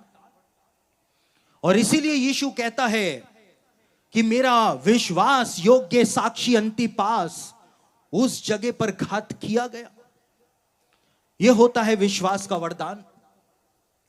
परमेश्वर के एक महान दास हुए जिनका नाम था हॉवर्ड कार्टर, जिनके बारे में मैंने थोड़ी देर पहले आपको बताया। और हॉवर्ड कार्टर जो थे वो एक बाइबल स्कूल चलाया करते थे। मेरी बात को बहुत ध्यान से सुने, क्योंकि ऐसे संदेश आज के जमाने में आपको कहीं पर भी सुनने को नहीं मिलेंगे। तो यह परमेश्वर का अनुग्रह है आपके ऊपर कि आप ऐसे संदेशों को सुन रहे हैं। तो वो एक बाइबल स्कूल चलाया करते थे, और उनके बाइबल स्कूल के अंदर कोई चैपल नहीं था, कोई चर्च नहीं था, और उनके पास इतनी जमीन भी नहीं थी कि वो चैपल बना सके। तो बाजू वाला जो जमीन थी वो उन्होंने खरीदने की योजना बनाई कि बाइबल स्कूल के सटी हुई जमीन जो है वो हम खरीद लेते हैं। उस जमीन का मालिक जो था उससे उन्होंने बात करी और सारा एग्रीमेंट साइन हो गया। उन्होंने कुछ एडवांस रकम भी दे दी, और एग्रीमेंट के अंदर यह बात लिखी हुई थी कि 60 दिनों में, यानी 2 महीनों के अंदर जितना भी बचा हुआ पैसा है वो हॉवर्ड कार्टर को उस जमीन के मालिक को देना होगा। और अगर 60 दिनों में जमीन का पैसा नहीं दिया गया तो जितना भी एडवांस दिया है वो वापस लौटाया नहीं जाएगा। और हॉवर्ड कार्टर ने उस एग्रीमेंट पर साइन कर दिए। लेकिन इतनी बड़ी वो रकम थी कि जो बाइबल स्कूल के जो बच्चे थे वो परेशानी के अंदर आ गए कि ये सर ने क्या कर दिया। इतनी बड़ी रकम जो है वो कैसे 60 दिनों के अंदर दे जा सकती है। बच्चे जो हैं वो अपने प्रिंसिपल हॉवर्ड कार्टर के पास आए और कहा कि सर, हमको लगता है आपने गलती कर दी है। लेकिन हॉवर्ड कार्टर ने बच्चों को कहा कि परमेश्वर ने मुझको कहा है कि वो इंतजाम करेगा। उसके बाद 10 दिन बीत गए, कोई इंतजाम नहीं हुआ। 20 दिन, 30 दिन, 1 महीना चला गया, अब सिर्फ 30 दिन बचे। उसमें से 40 दिन बीत गए, 50 दिन बीत गए, 55 दिन बीत गए। अब जो स्टूडेंट थे, बच्चे जो थे, उनका बीपी बढ़ना शुरू हो गया। लेकिन जब भी वो हॉवर्ड कार्टर को, अपने प्रिंसिपल को देखते थे तो और परेशान हो जाते थे। हॉवर्ड कार्टर को कोई चिंता ही नहीं थी कि इतनी बड़ी रकम देनी है। 58 दिन बीत गए, 2 दिन बचे, और उसके बाद वो दिन आया कि 60वां दिन आ गया, कोई इंतजाम नहीं हुआ। 60वां दिन आ गया। बच्चे जो हैं अपने प्रिंसिपल हॉवर्ड कार्टर के पास आए। बच्चों ने कहा कि सर, आज आखिरी दिन है और पैसों का इंतजाम नहीं हुआ है, जितना भी एडवांस दिया है वो भी चला जाएगा। हॉवर्ड कार्टर ने कहा कि अभी रात के 12 नहीं बजे हैं। परमेश्वर ने मुझसे कहा था कि वो 60 दिनों के अंदर इंतजाम कर देगा, तो मैं इंतजार कर रहा हूं उस इंतजाम का। बच्चों ने माथा पकड़ लिया कि सर बुढ़े हो गए, सर सिठिया गए, सर का दिमाग खराब हो गया है। जब इतने दिनों में इंतजाम नहीं हुआ तो रात के 12 बजे तक कैसे इंतजाम हो सकता है। और उसके बाद रात को 9 या 10 बजे हॉवर्ड कार्टर जो थे, उनका जो शिष्य था, उसका नाम है लेस्टर सुमरेल, परमेश्वर का महान दास लेस्टर सुमरेल। और लेस्टर सुमरेल अपनी किताब में लिखते हैं, क्योंकि वो खुद उनके शिष्य थे हॉवर्ड कार्टर के, वो लिखते हैं कि कभी भी ऐसा नहीं हुआ कि सर रात के समय अपने ऑफिस गए हों। कभी भी सर ने, हॉवर्ड कार्टर ने रात में जाकर के जो डाक आती थी वो कभी भी चेक नहीं करी, लेकिन जब वो प्रार्थना कर रहे थे तो पवित्र आत्मा ने कहा कि ऑफिस में जा और आज की डाक जो है वो जा करके देख। और रात को 10 बजे वो गए, उन्होंने अपना ऑफिस खोला स्कूल का, और उसके बाद जो डाक आई थी उस दिन की उसको उन्होंने देखना शुरू किया खोल खोल करके। और एक डाक को उन्होंने खोला, और जब उसको खोला तो उसमें ठीक उतने ही रुपए थे जितना उनको उस जमीन के मालिक को अगले दिन देने थे। और हॉवर्ड कार्टर ने उसको देखा, परमेश्वर का धन्यवाद किया, लिफाफे में रखा, और उसके बाद उसको अपनी ड्रॉर में रख के ऑफिस में ताला लगाकर वापस गए और जाकर सो गए। मेरे प्रियो, हमारे साथ ऐसा हो जाए तो हम क्या करें? हमारे साथ ऐसा हो जाए तो हम तो चिल्ला चिल्ला करके पूरे मोहल्ले को, पूरे गांव को ही उठा डालें कि परमेश्वर ने देखो कितना महान काम कर दिया है। लेकिन हॉवर्ड कार्टर ने ऐसा कुछ भी नहीं किया। दूसरे दिन सुबह असेंबली के अंदर जब वो गए, सारे बच्चे असेंबली में थे, प्रार्थना करने के लिए आए हुए थे, वो उस लिफाफे को साथ में ले गए और उन्होंने कहा, आज से 60 दिन पहले परमेश्वर ने मुझको कहा था कि वो पैसों का इंतजाम कर देगा, और परमेश्वर ने पैसों का इंतजाम कर दिया है। हॉवर्ड कार्टर ने कहा, परमेश्वर ने मुझसे कहा था कि वो इंतजाम करेगा, तो उसको इंतजाम करना ही था। यह होता है विश्वास का वरदान, जिसको किसी भी अन्य तरीके से समझा ही नहीं जा सकता है। अरे कोई इतना विश्वास कैसे कर सकता है भाई? मैं तो नहीं कर सकता हूं। कोई नहीं कर सकता है जब तक पवित्र आत्मा के द्वारा वो विशेष वरदान ना दिया जाए जिसको विश्वास का वरदान पौलुस ने कहा है।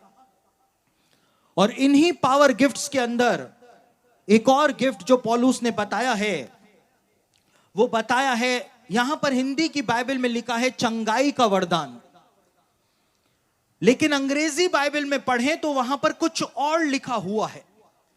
और मूल ग्रीक यानी मूल यूनानी नए नियम में पढ़ें तो वहां पर भी वही लिखा हुआ है जो अंग्रेजी में लिखा हुआ है, अंग्रेजी बाइबल में लिखा हुआ है।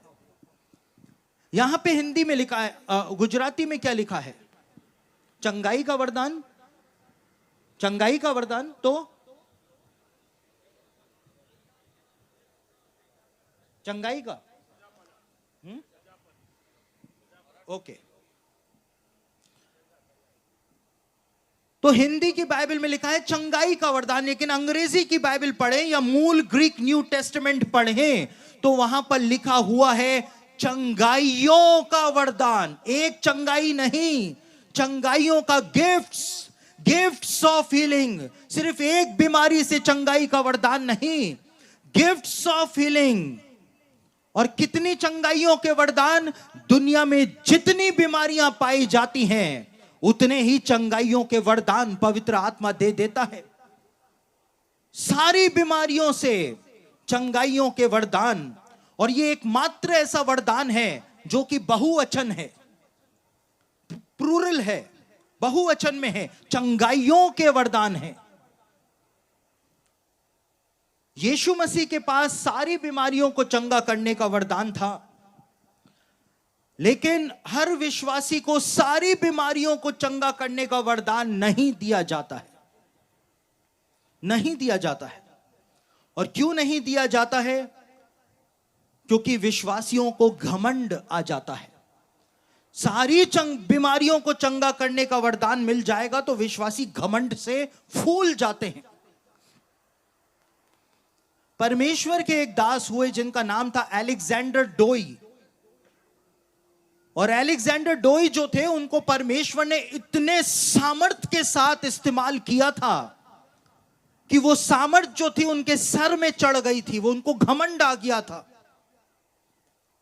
और जब घमंड आ गया तो एक दिन वो सभा में मंच पर आए और मंच पर आकर के उन्होंने कहा कि पुराने नियम के अंदर जिस एलिया भविष्यवक्ता के बारे में बताया गया है, वो एलिया भविष्यवक्ता मैं हूं।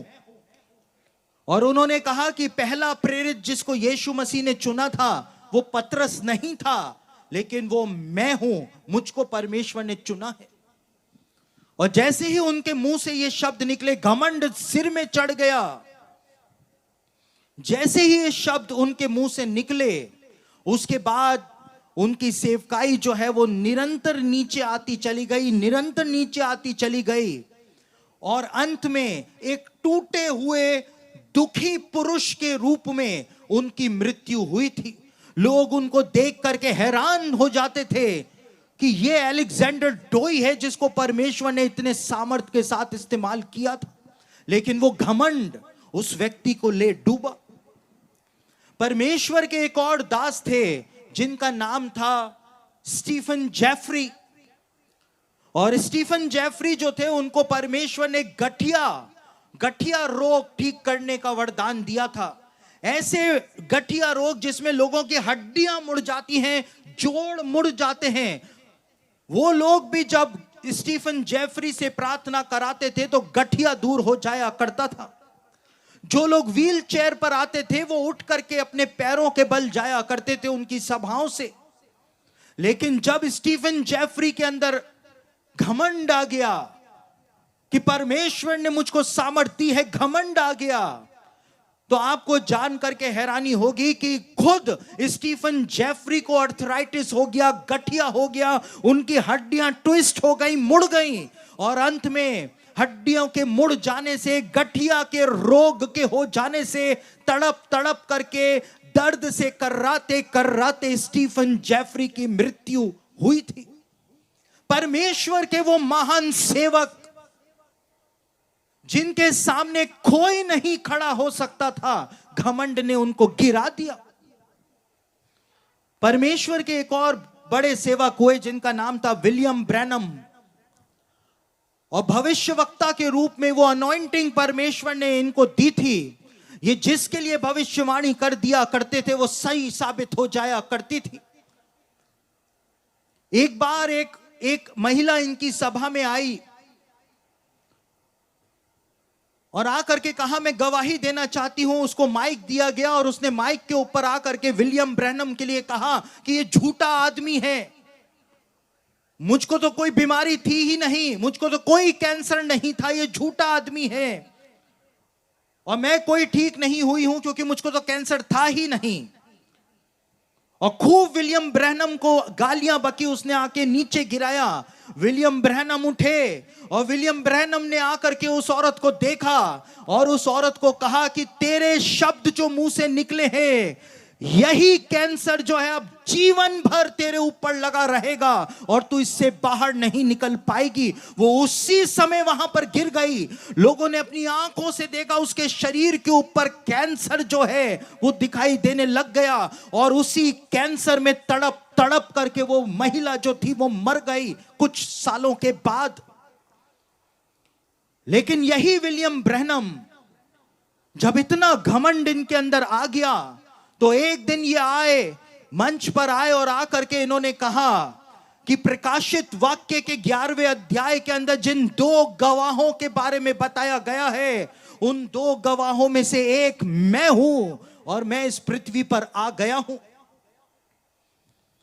और क्या हुआ? विलियम ब्रैनम की सेवकाई खत्म हो गई, उनकी भी मृत्यु हो गई। तो परमेश्वर के दासों में घमंड ना आ जाए, इसलिए सारी बीमारियों को चंगा करने का वरदान किसी को भी नहीं दिया जाता है। एक बीमारी या 2 बीमारियों को चंगा करने का वरदान ज्यादा से ज्यादा मिलता है हर एक सेवक को। और कभी कभी किन्हीं विशेष परिस्थितियों में परमेश्वर अपने सेवक को दूसरी बीमारियों के लिए भी इस्तेमाल कर सकता है, लेकिन वो बहुत कम होता है। कई बार कुछ लोग होते हैं जिनकी सभाओं के अंदर ज्यादातर कैंसर के रोग ही ठीक होते हैं, बाकी दूसरी बीमारी वाले ऐसे ही खड़े रह जाते हैं। कई बार कई सारे जो सभाएं होती हैं उसमें स्त्री रोग जो होते हैं, स्त्रियां ही ठीक होती हैं, बाकी दूसरों को चंगाई नहीं मिल पाती है। किन्हीं सभाओं के अंदर प्रचारक प्रार्थना करता है तो सिर्फ जिनको, जो लंगड़े होते हैं, अंधे होते हैं, जिनको कानों से कम सुनाई देता है, जो बहरे होते हैं, वो ठीक हो जाते हैं, बाकी दूसरे नहीं हो पाते हैं। क्यों? क्योंकि हर सेवक को अलग अलग बीमारियों को चंगा करने का वरदान दिया गया है। किन्हीं विशेष परिस्थिति में परमेश्वर आपको किसी की सहायता करने के लिए इस्तेमाल कर सकता है। आपको कैंसर ठीक करने का वरदान नहीं दिया है परमेश्वर ने, लेकिन जरूरत पड़ी कहीं पर तो पवित्र आत्मा पीछे नहीं हटेगा, वो आपको इस्तेमाल कर लेगा। लेकिन बार बार ऐसा नहीं होगा, वो कभी कभी हो सकता है। तो चंगाइयों के वरदान जो हैं वो दिए जाते हैं। उसके बाद इसी कैटेगरी में जो अंतिम वरदान बताया है, जो छठा वरदान पौलुस ने बताया है, वो मुझको सबसे ज्यादा पसंद है। सामर्थ्य के काम करने का वरदान, आश्चर्य कर्म करने का वरदान। और इस वरदान की श्रेणी में दुष्ट आत्माओं को निकालना आता है। वे दुष्ट आत्माओं को निकालेंगे कैसे? सामर्थ्य के काम करेंगे।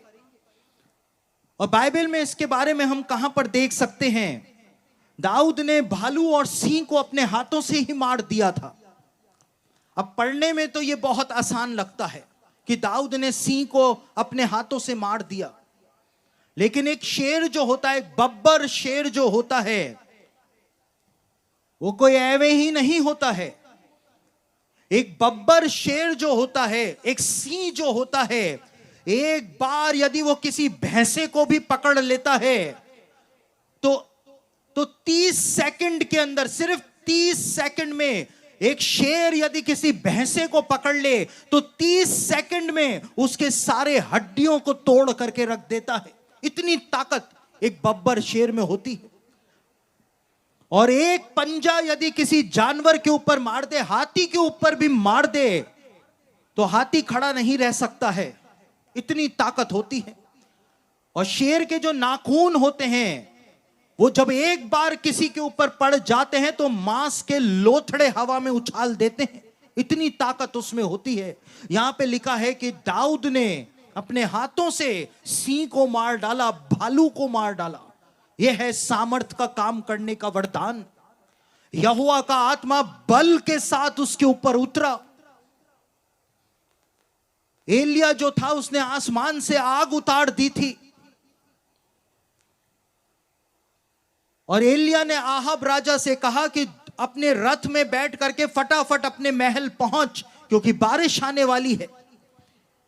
और आहाब राजा अपने रथ के ऊपर जल्दी से शोमरोन की तरफ जा रहा था, अपने महल की तरफ जा रहा था, कि आहाब राजा ने क्या देखा, उसको अपनी आंखों के ऊपर विश्वास ही नहीं हुआ कि मैं क्या देख रहा हूं, सपना तो नहीं देख रहा हूं। क्योंकि एलिया भागता हुआ आया और आहाब के रथ से भी आगे निकल गया और पहले ही चला गया। सामर्थ के काम करने का वरदान, पवित्र आत्मा बल के साथ उतरा और एलिया ने भागना क्या शुरू किया कि वो रथ को ही पीछे छोड़ गया। शिमशोन जो था उसने गधे के जबड़े की हड्डी उठाई और फिलिस्तियों को मार दिया, जो हो ही नहीं सकता है, हड्डी टूट जाएगी। यीशु ने पानी से दाखरस बना दिया। यह होता है सामर्थ के काम करने का वरदान। दुष्ट आत्माओं को निकालने वाले जो हैं, उनको यह वरदान पवित्र आत्मा देता है। और जब वो जाकर के खड़े होते हैं, उनके कदम ही यदि पड़ जाते हैं तो दुष्ट आत्माएं थर थर कांपनी शुरू हो जाती हैं। क्यों? क्योंकि ये वरदान उनको दिखाई देने लग जाता है। पवित्र आत्मा का प्रकाश हर एक को दिया जाता है। पवित्र आत्मा का प्रकाश देखने के बाद वो अंधकार के साम्राज्य की शक्तियां जो हैं वो थर थर कांपने लग जाती हैं। इसको वर्किंग ऑफ मिरेकल्स यानी आश्चर्य कर्म करने का वरदान कहा जाता है। अब तीसरे प्रकार के वरदान, तीसरी कैटेगरी जो अंतिम कैटेगरी है, जिनको हम सबसे उच्च कोटि के वरदान समझते हैं, उनको पौलुस ने सबसे आखिर में रखा है। इनको इंस्पिरेशन गिफ्ट्स कहा जाता है, प्रेरणा के वरदान कहा जाता है। और इसके अंदर पहला वरदान जो पौलुस ने बताया है वो भविष्यवाणी करने का वरदान बताया है, प्रोफेसी का वरदान बताया है। और नए नियम के तहत भविष्यवाणी करने का वरदान का मतलब नहीं है कि आप किसी का भविष्य बताएं। हम भविष्य फल बताने वाले नहीं हैं। हम मसीहों का काम किसी का भविष्य फल बताना नहीं है। नए नियम का जो भविष्यवक्ता है वो पुराने नियम के भविष्यवक्ता से अलग है। पुराने नियम के भविष्यवक्ता लोगों का भविष्य बता सकते थे। क्यों? क्योंकि उस समय पवित्र आत्मा इस पृथ्वी पर नहीं पाया जाता था। लेकिन नए नियम के जो भविष्यवक्ता हैं उनका दायरा परमेश्वर ने सीमित रखा है। कहां पर लिखा हुआ है? हम उस वचन को पढ़ लेते हैं। पहला कुरिन्थियों उसका 14 अध्याय उसके 3 वचन को आपके सामने पढ़ रहा हूं। वहां पर क्या लिखा हुआ है? पहला कुरिन्थियों उसका 14 अध्याय उसका 3 पद, परंतु जो भविष्यवाणी करता है वह मनुष्यों से उन्नति और उपदेश और शांति की बातें कहता है। पुराने नियम का भविष्यवक्ता फटकार लगाता था।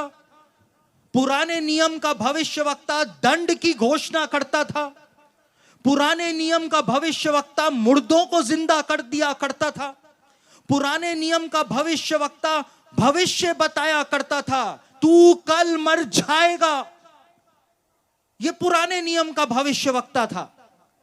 लेकिन नए नियम का जो भविष्यवक्ता है उसके लिए पौलुस ने बताया है कि वो सिर्फ 3 काम करने के लिए कलीसिया को दिया गया है। यह वरदान सिर्फ 3 काम करने के लिए दिया गया है। उन्नति, उपदेश और शांति की बातें कहने के लिए भेजा गया है। अब कौन सी उन्नति? क्या पैसों की उन्नति जैसा कि आज हो रहा है? Profit profit profit profit profit. कौन सी उन्नति? कौन सी उन्नति के लिए भविष्यवक्ता को भेजा गया है? यह वरदान दिया गया है आत्मिक उन्नति, कलीसिया की आत्मिक उन्नति कराने के लिए। अब आज के हमारे भविष्यवक्ता जो हैं, अब आप बुरा मत मानिएगा लेकिन सच्चाई तो कड़वी ही होती है, वो लोगों को वीजा बांट रहे हैं। अमेरिका जाने का वीजा, न्यूजीलैंड जाने का वीजा, इंग्लैंड जाने का, ऑस्ट्रेलिया जाने का वीजा, वो सील ठप्पे लेकर के घूम रहे हैं। आओ, किसको वीजा चाहिए? ये ले, अपना पासपोर्ट लेकर के आइए, ले लगा दिया ठप्पा। और वो बता रहे हैं तुमको पैसे मिलने वाले हैं, तुमको ये मिलने वाला है, तुमको गाड़ी मिलने वाली है। यहां पे लिखा हुआ है जो भविष्यवक्ता है, जो भविष्यवाणी करता है, वो उन्नति की बातें कहता है, आत्मिक उन्नति की, भौतिक उन्नति की नहीं। हेलो, आप गलत ट्रैक पर हैं। मैंने कल भी कहा मैं आपकी जिंदगी को बचाने के लिए आया हूं। शायद इसीलिए परमेश्वर ने भेज दिया, वरना मैं तो सभाओं में प्रचार करने जा ही नहीं रहा हूं पिछले साल से। तो भविष्यवक्ता जो होता है आत्मिक उन्नति की बातें कहता है, उपदेश की बातें कहता है। उपदेश कौन सा? भविष्यवक्ता का उपदेश सिर्फ एक ही होता है कि यीशु मसीह वापस आने वाला है। उसका उपदेश यही होता है। वो कलीसिया को बताता है कि यीशु मसीह वापस आ रहा है। और शांति की बातें, कौन सी शांति की बातें? जब सताव कलीसिया के ऊपर होता है तो परमेश्वर भविष्यवक्ता को इस्तेमाल करता है कि वो कलीसिया से शांति की बातें बोले, कलीसिया को शांति दे इस सताव के अंदर कि मैं हूं, तुमको घबराने की जरूरत नहीं है। 1940 के अंदर, हेलो, सब जगे हुए हैं। 1940 में रशिया जो था, रूस जो था, वहां पे कलीसिया पर भयानक अत्याचार किया जा रहा था। बाइबल को जलाया जा रहा था, कलीसियाओं को, गिरजा घरों को तोड़ा जा रहा था सरकार के द्वारा।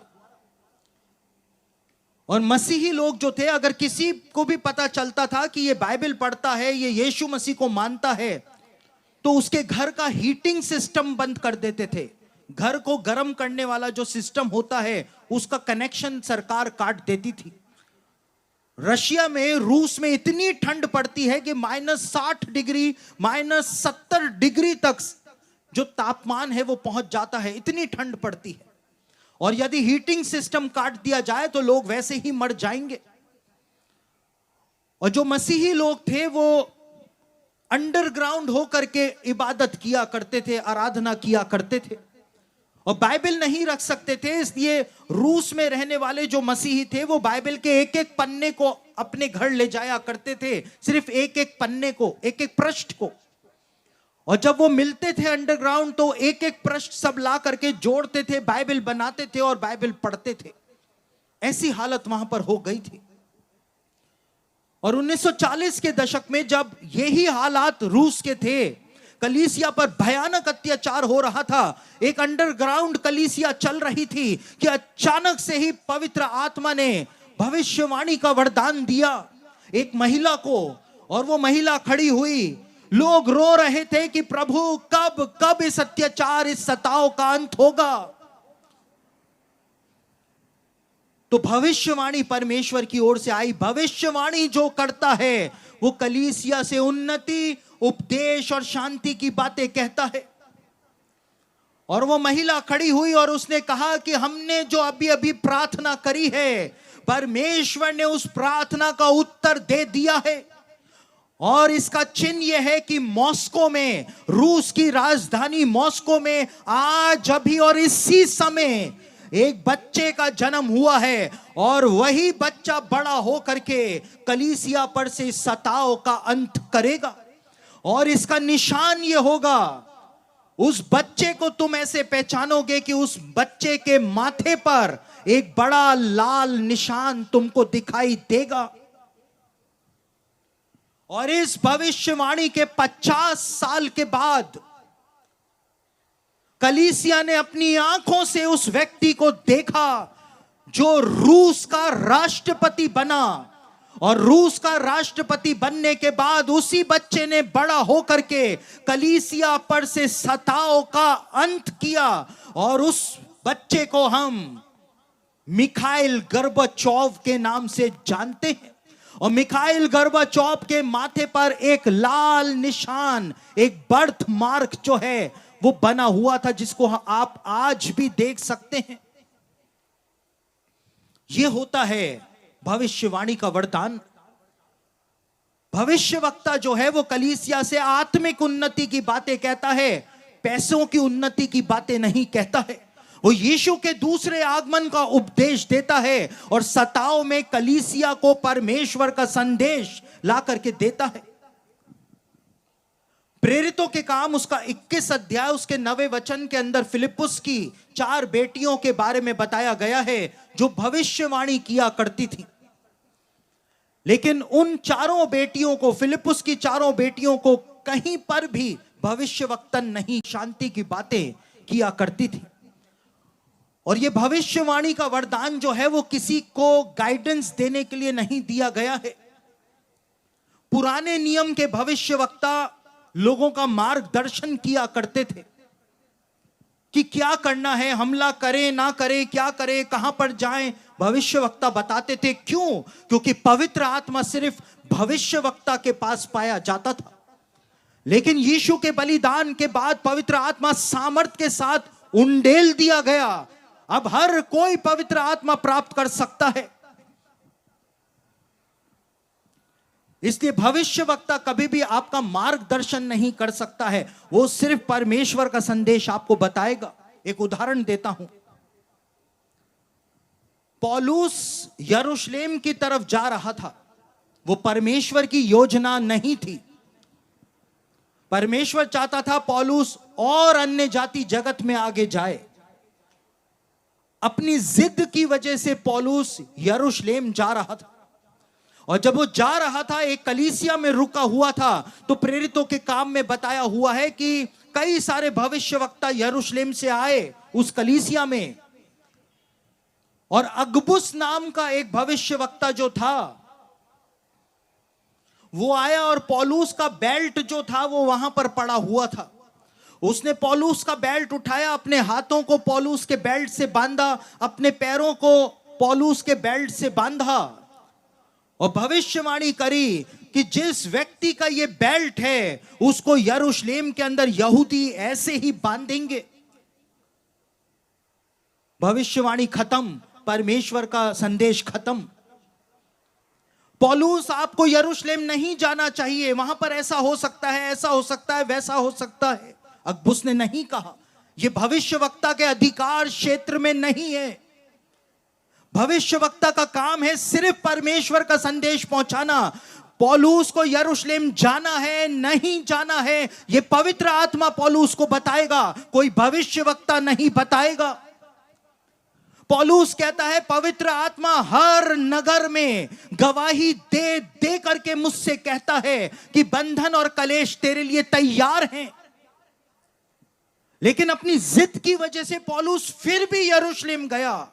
अगबुस भविष्यवक्ता ने पौलुस का मार्गदर्शन नहीं किया था।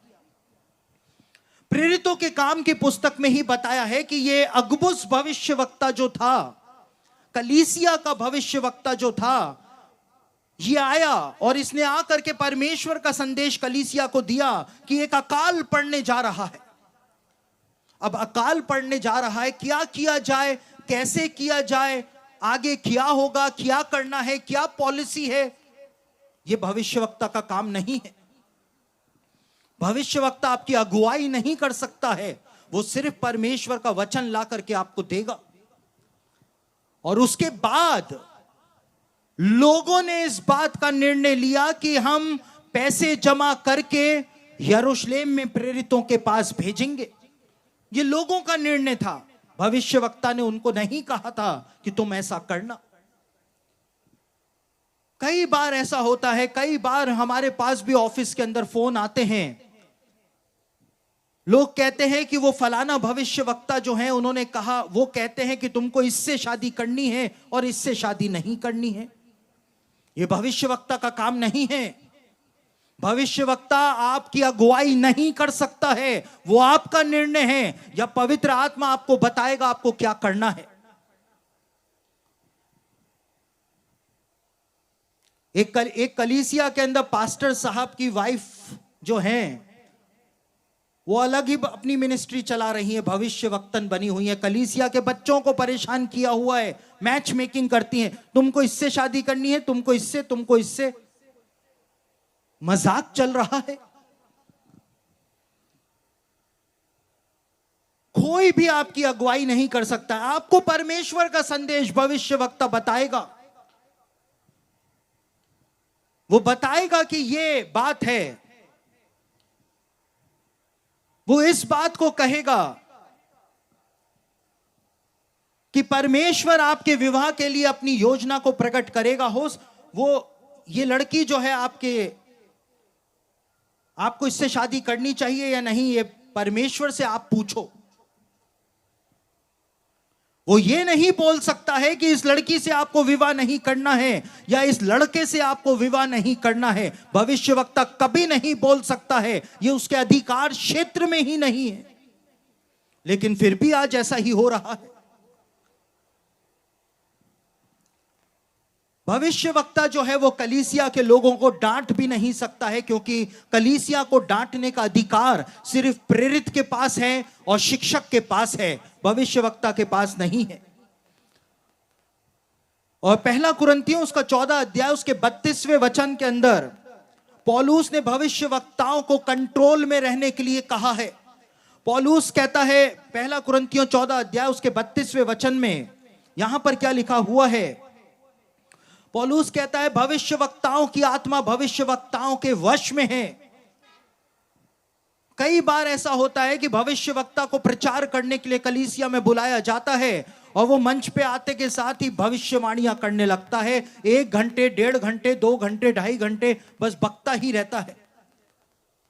यहां पे लिखा है भविष्यवक्ताओं की आत्मा, जो वरदान दिया गया है भविष्यवाणी का, वो उनके वश में है, वो उसको कंट्रोल कर सकते हैं। और यदि कोई अनकंट्रोल होकर नियंत्रण से बाहर जाकर के बस भविष्यवाणियां दिए जा रहा है, यानी कि वो किसी दूसरी आत्मा से वैसा कर रहा है। क्योंकि आप पवित्र आत्मा को कभी भी रोक सकते हैं। मैंने कल कहा पवित्र आत्मा हमारा नौकर नहीं है, और मैं आज बोल रहा हूं कि पवित्र आत्मा के हम भी गुलाम नहीं हैं। हम गुलाम नहीं हैं पवित्र आत्मा के। गुलाम होते तो हम अपनी मन मर्जी नहीं कर सकते थे। पवित्र आत्मा को आप कभी भी रोक सकते हैं, लेकिन दुष्ट आत्मा को अपनी मर्जी से आप नहीं रोक सकते। इसलिए पौलुस ने कहा कि भविष्यवक्ताओं की आत्मा जो है, ये वरदान जो है, वो भविष्यवक्ताओं के कंट्रोल के अंदर रहता है। वो कभी भी रुक सकते हैं, और जो नहीं रुक पा रहा है यानी वो पवित्र आत्मा का वरदान नहीं है। और ये एकमात्र ऐसा वरदान है जिसके लिए पौलुस ने कहा कि तुम इसको परखना।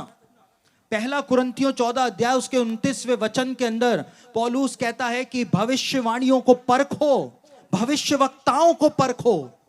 परखने के लिए बोला गया है। पहली बार किसी वरदान को परखने के लिए बोला गया है।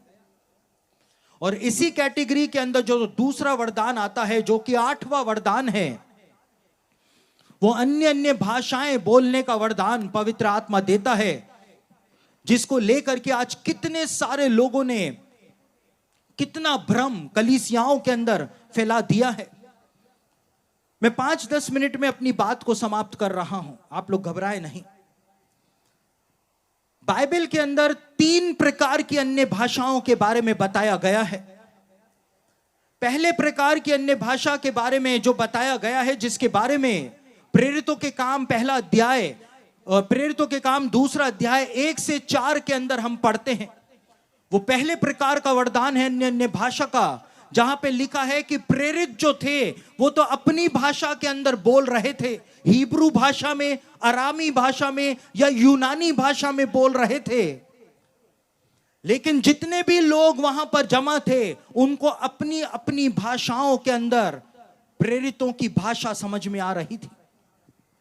उदाहरण के रूप में, यदि पवित्र आत्मा मुझको चाइना के अंदर प्रचार करने भेज दे और अन्य अन्य भाषा का वरदान मुझको दे दे, ये पहले प्रकार का वरदान दे दे, और मैं जाकर के चाइना के अंदर प्रचार करूं, मैं तो हिंदी में ही बोलूं, लेकिन चाइना में रहने वाले लोग जो हैं उनको चाइनीज भाषा में, चीनी भाषा में हिंदी भाषा सुनाई दे, वो पहले प्रकार का वरदान होता है। आप अपनी भाषा में प्रचार कर रहे हैं, बोल रहे हैं, सामने वालों को अपनी अपनी भाषाओं में सुनाई दे रहा है। अन्य भाषा का दूसरा वरदान जो होता है, जिसके बारे में पहला कुरिन्थियों 14 अध्याय के अंदर पौलुस ने बताया, वो होता है दुनिया में बोले जाने वाली, कहीं पर भी, किसी भी देश, किसी भी कबीले में बोले जाने वाली किसी भी भाषा का वरदान पवित्र आत्मा आपको दे सकता है। और तीसरे प्रकार की अन्य भाषा जो होती है, उसको पहला कुरिन्थियों 13 अध्याय उसके पहले वचन के अंदर पौलुस ने बताया है कि कई सारे विश्वासियों को स्वर्गदूतों की बोलियां बोलने का भी वरदान दिया जाता है। और ये वरदान जो है, अन्य अन्य भाषा का वरदान जो है, वो आज की तारीख में भी विश्वासियों को मिलता है। और मेरे प्रियो, जब पहली बार अन्य अन्य भाषा प्रेरितों ने बोली, चेलों ने बोली, तो चेले जो थे अन्य अन्य भाषा के अंदर बातचीत कर रहे थे, प्रार्थना कर रहे थे, परमेश्वर के बड़े कामों का वर्णन कर रहे थे। तो यरूशलेम के अंदर जो लाखों यहूदी आए हुए थे अलग अलग देशों से, जब उन्होंने प्रेरितों को अन्य अन्य भाषा में बातें करते सुना, और जब उन्होंने देखा कि ये लोग परमेश्वर के बड़े बड़े कामों का वर्णन कर रहे हैं, तो सारे यहूदियों ने, लाखों यहूदियों ने जब उनको अन्य भाषा में बातें करते हुए सुना, तो यहूदियों ने क्या किया? यहूदियों ने क्या किया? आमीन ब्रदर, हालेलुया, आमीन। यहूदियों ने यह किया। प्रेरितों के काम उसका दूसरा अध्याय उसके 13वें वचन को आपके सामने पढ़ रहा हूं। प्रेरितों के काम उसका दूसरा अध्याय 13वें वचन में जब पहली बार अन्य भाषा इस पृथ्वी के ऊपर बोली गई तो लोगों का रिस्पॉन्स जो था अन्य अन्य भाषा के लिए वो क्या था? यहां पे लिखा है, परंतु औरों ने ठट्टा करके कहा कि वे तो नई मदिरा के नशे में हैं। जब पहली बार इस पृथ्वी के ऊपर अन्य अन्य भाषा का वरदान काम करना शुरू किया तो लोगों का रिस्पॉन्स उसके लिए क्या था? लोगों ने अन्य अन्य भाषा की हंसी उड़ाई, उसका ठट्टा उड़ाया। ये पहला रिस्पॉन्स था। और 2000 सालों से ऐसा ही हो रहा है, आज भी ऐसा ही हो रहा है। और कुछ एक लोग हैं, वो कुछ एक लोग कहते हैं कि यहां पर जो आज जो कलीसियाओं के अंदर अन्य अन्य भाषा विश्वासी बोलते हैं वो जिब्रिश है। जिब्रिश का मतलब होता है अनाप शनाप, कि ये तो जिब्रिश भाषा है, जिब्रिश है, अनाप शनाप बकते हैं, ये पवित्र आत्मा का वरदान नहीं है। और वो कहते हैं कि प्रेरितों के काम 2 अध्याय में लिखा हुआ है कि चेलों ने एक भाषा बोली थी। वो कहते हैं ग्लोसा बोली थी। ग्लोसा, ग्लोसा का मतलब होता है भाषा, किसी जगह पर बोले जाने वाली भाषा। लेकिन आज जो कलीसियाओं के अंदर बोला जाता है वो जिब्रिश यानी अनाप शनाप बकते हैं। लेकिन ऐसा नहीं है। प्रेरितों के काम 2 अध्याय के अंदर जब प्रेरितों ने अन्य भाषा को बोला तो उन्होंने वास्तव में एक भाषा को ही बोला था, ग्लोसा को बोला था। लेकिन प्रेरितों के काम 2 अध्याय में जो अन्य भाषा का जिक्र किया गया है और 1 कुरिन्थियों 14 अध्याय के अंदर जिस अन्य भाषा का जिक्र किया गया है, ये दोनों अलग अलग हैं। प्रेरितों के काम 2 अध्याय के अंदर क्या लिखा है? 4 वचन में आपके सामने पढ़ रहा हूं। यहां पे लिखा है, और वे सब पवित्र आत्मा से भर गए और जिस प्रकार आत्मा ने उन्हें बोलने की सामर्थ दी, वरदान नहीं दिया, यह वरदान नहीं था। पेंतिकुस्त के दिन जब चेलों ने अन्य भाषा बोली, वो वरदान नहीं था। अन्य अन्य भाषा के वरदान